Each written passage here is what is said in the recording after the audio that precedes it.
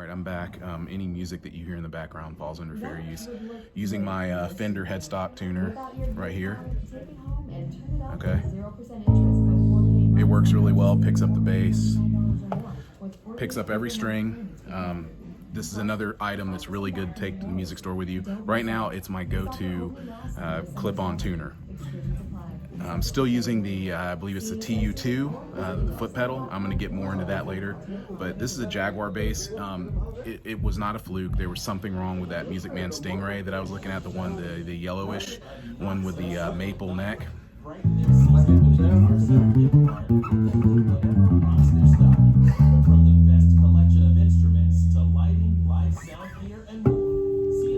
this one here is, this is the look of it. It back there so you can see it. Very attractive design. Fender, really, they're kind of the kings of the best all-around basses with the Precision, the Jazz, the Jaguar, as I mentioned before. These are really great all-around basses that you can get a lot out of. However, to me, the best all-around bass is definitely the Music Man Stingray. It just has, there's just something about where that humbucker is placed. Like this one has that too, where if you want to slap, you can.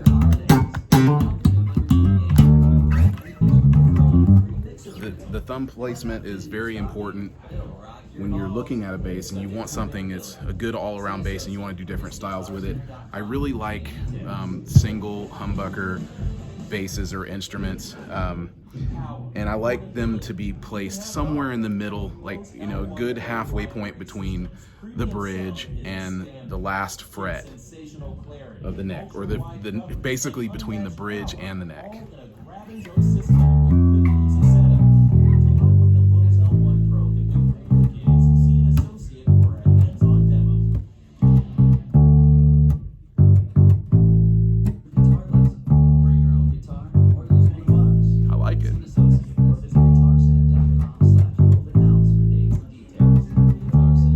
Information.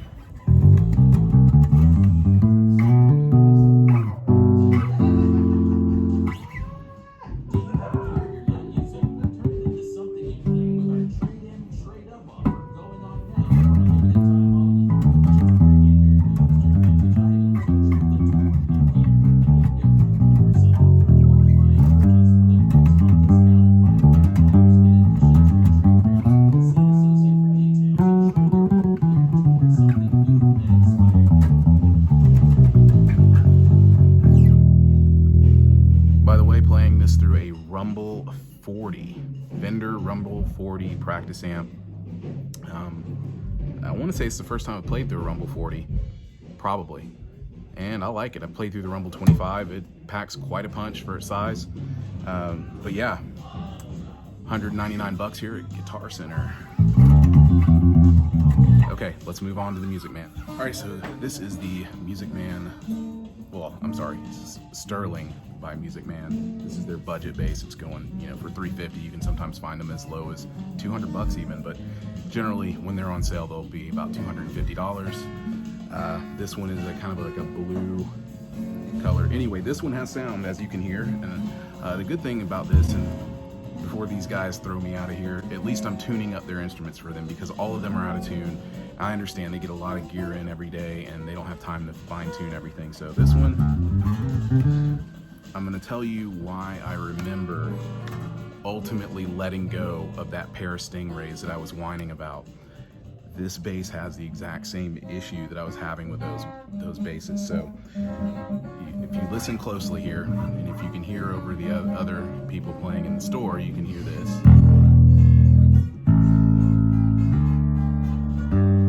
Do you hear what I'm saying?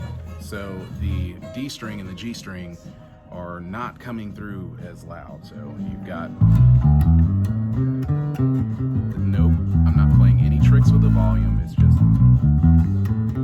do you hear what I'm saying? So nice and loud here. So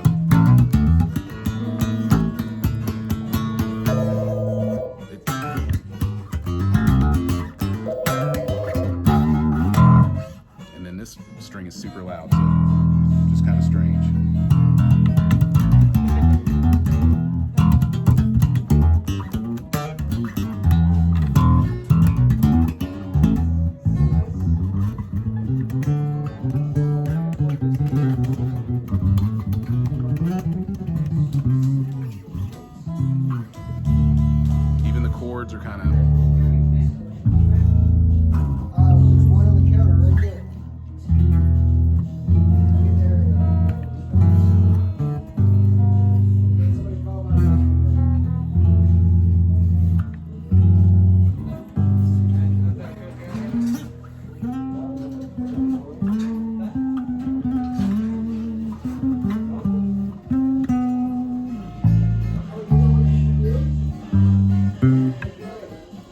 this one up.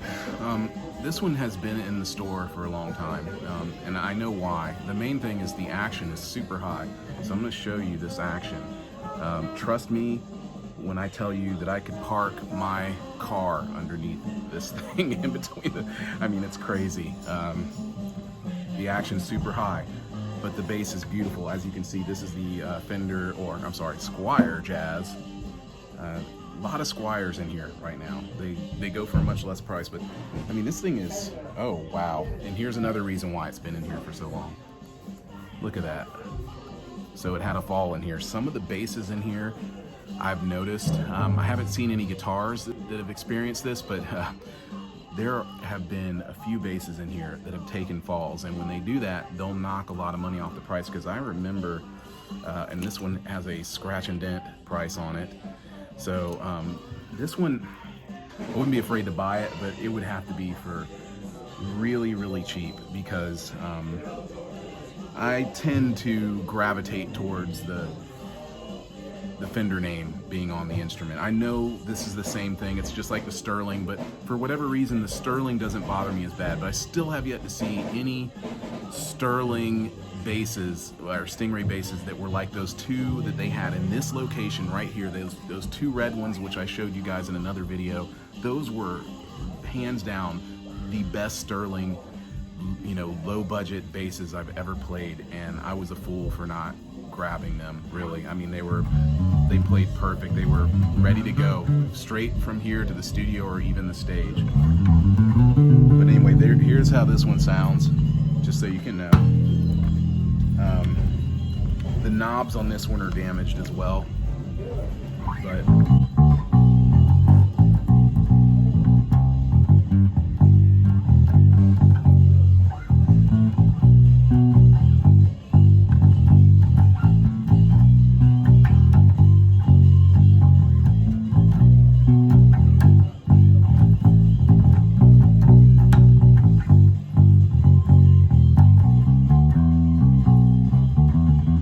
letting you hear the difference. All the strings sound the same volume when you run across it, unlike that other Stingray I just showed you. Even though I still think it's the best all-around bass, this is another one that a lot of bass players will play.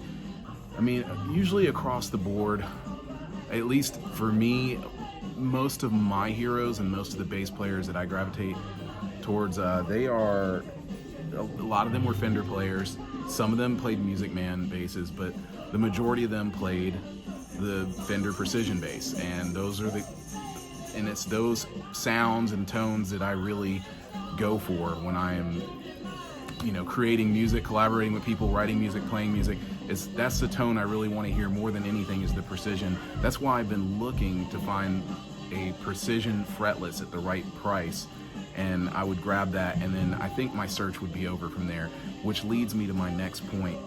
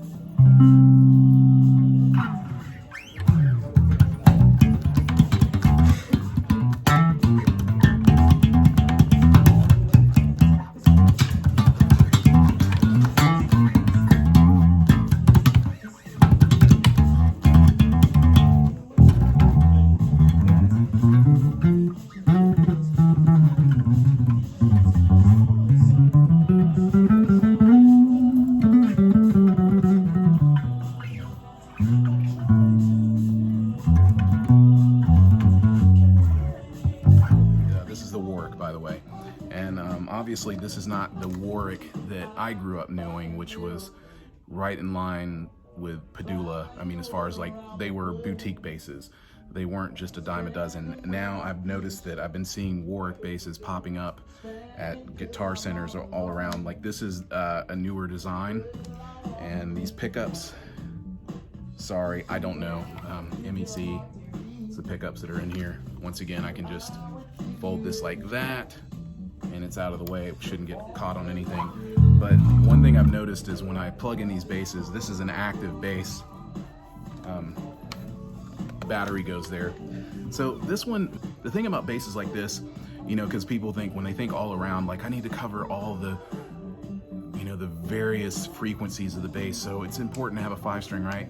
I don't think this, and not until recently did I finally get over my disdain, or I'm sorry, I shouldn't say hatred, but I used to really not like the 5-string bass. I used to think, you know what, it's an unnecessary bass to have, but here's the sound of it.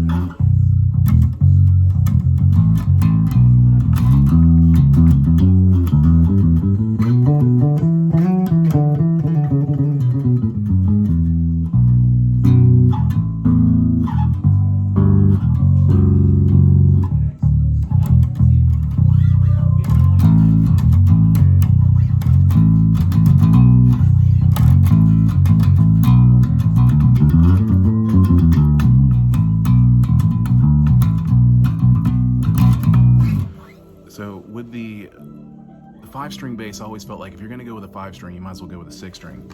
But the thing about the 5-string is at least you can still do a little bit of you know, slap, pop, tap with it if that's your thing. I personally don't think there's anything wrong with just sticking to a traditional 4-string electric bass. I think that is all you need. It's going to cover every area that you could possibly want to cover. So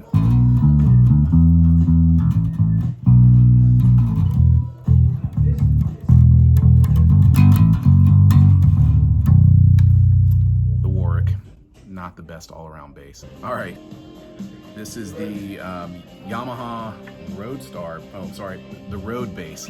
I was hoping they had a Peavey here because Peavey has another offering that is similar to this, and it's a pretty good bass. This bass is very, first of all, let's talk about the price. $309. And something else I want to mention to you guys when I'm talking about these well-rounded basses or all-around basses or good basses to get started with, I'm not trying to sell you guys anything. I don't work for Guitar Center or anything like that, and to tell you the truth, they'd probably throw me out of here if they knew what I was doing, but who knows? Maybe actually they walk by here, they know, but there's no law against it. This is only helping them. But the point of this is to let you guys know that you can find one bass and it'll do so much for you, and you don't have to pay a fortune for it. So this is and you're welcome, Guitar Center, for having someone come in here and tune up at least 5 or 6 of your basses. So the pleasure is mine.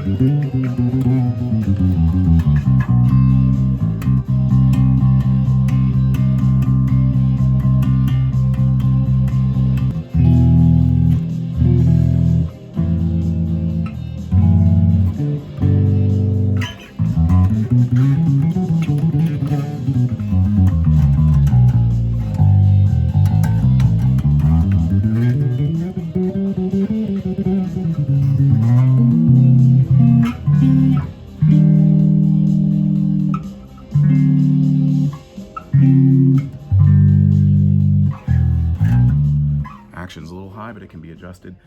It's very, as you can see just by the look of it, is very similar to a precision bass.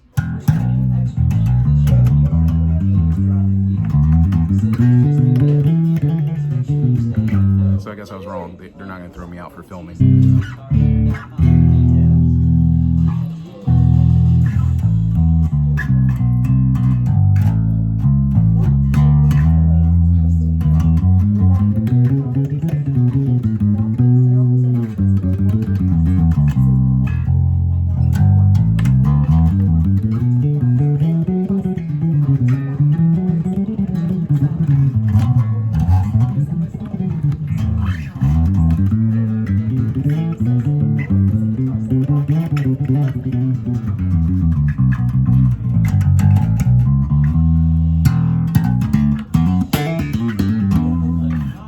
So yeah, it's got a pretty good slap tone. The low end, it's a little thin.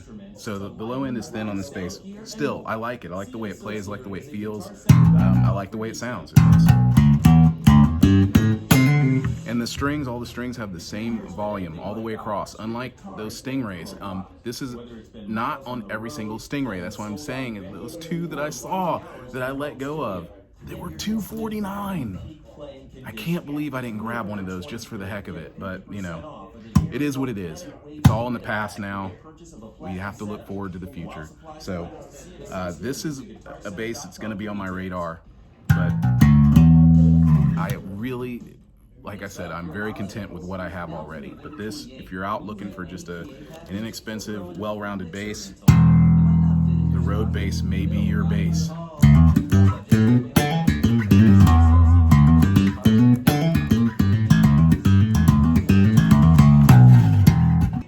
So far, the best Stingray I've picked up in the store.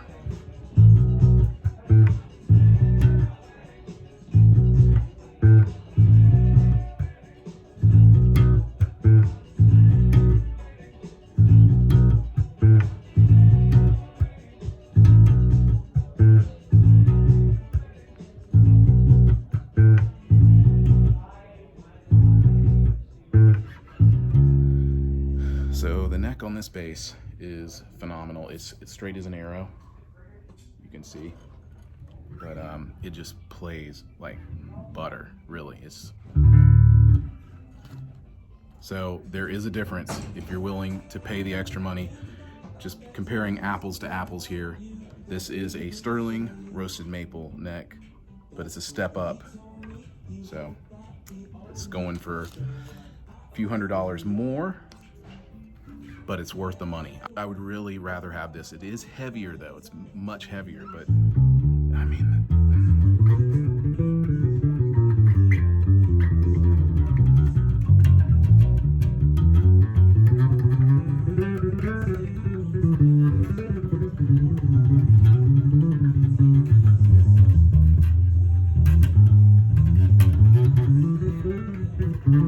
just warming up.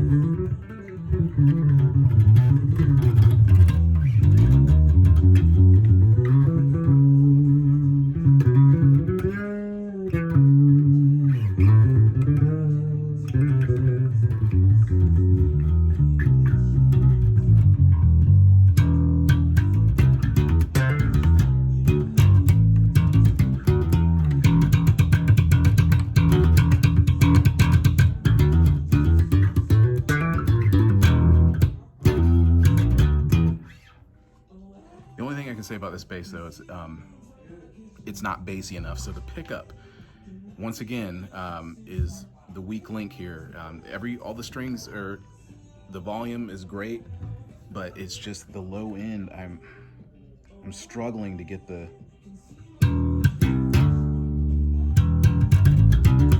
There we go.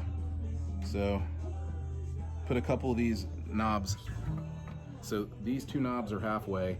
This one's all the way up. That's your bass, that's your volume. So check out the difference. It's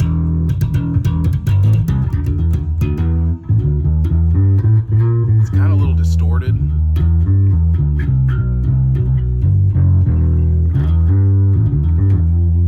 This is through the acoustic B100C. So the B100C. There's no way I'm gonna put this all in one video. I might put it all in one video and then I might break it into a bunch of little videos, but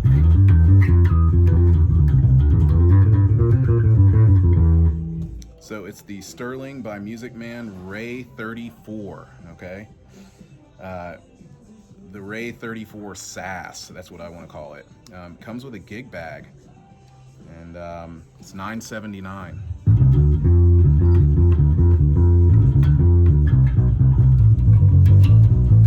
It feels great. Oh my God, I wish I could just put this neck on the bass of my choice.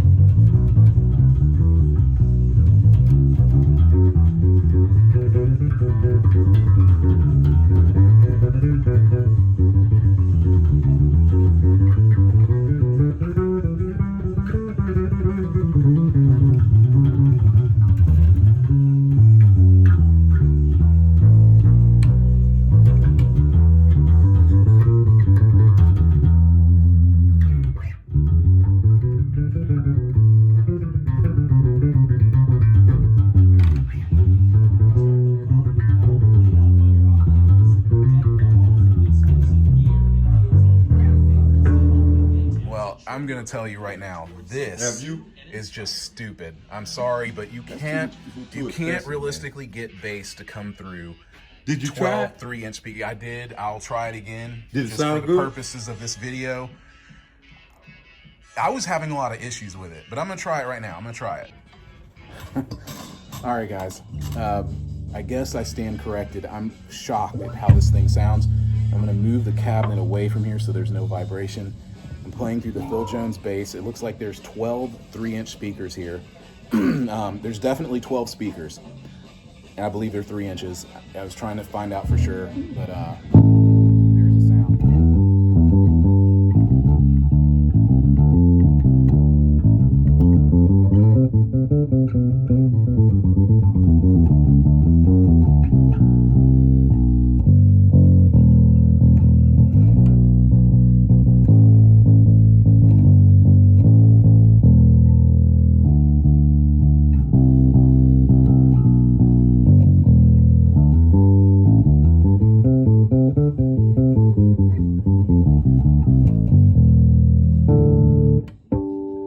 You gotta hear it slap.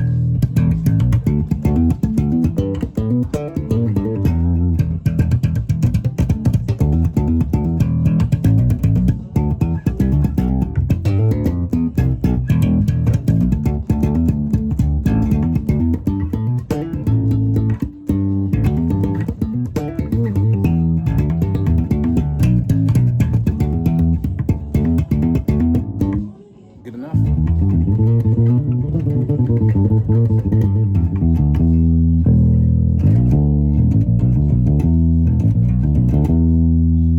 Phil Jones bass. It is at about 3 right now on the volume. I'll bump it up just a little bit more so you can hear it.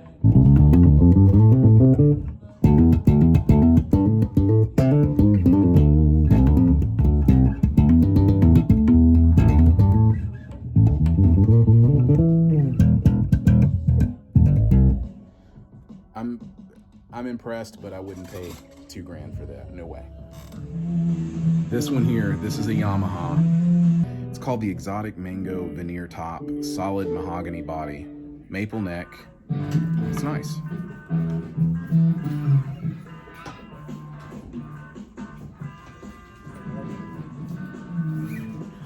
So the thing about this bass is it's very, very light. I fiddled with it a little bit, but I got to get out of here. But this is a good, well-rounded bass for only $259. I mean, just saying, if you're just getting started with things, this is a great start, I think. Beautiful bass.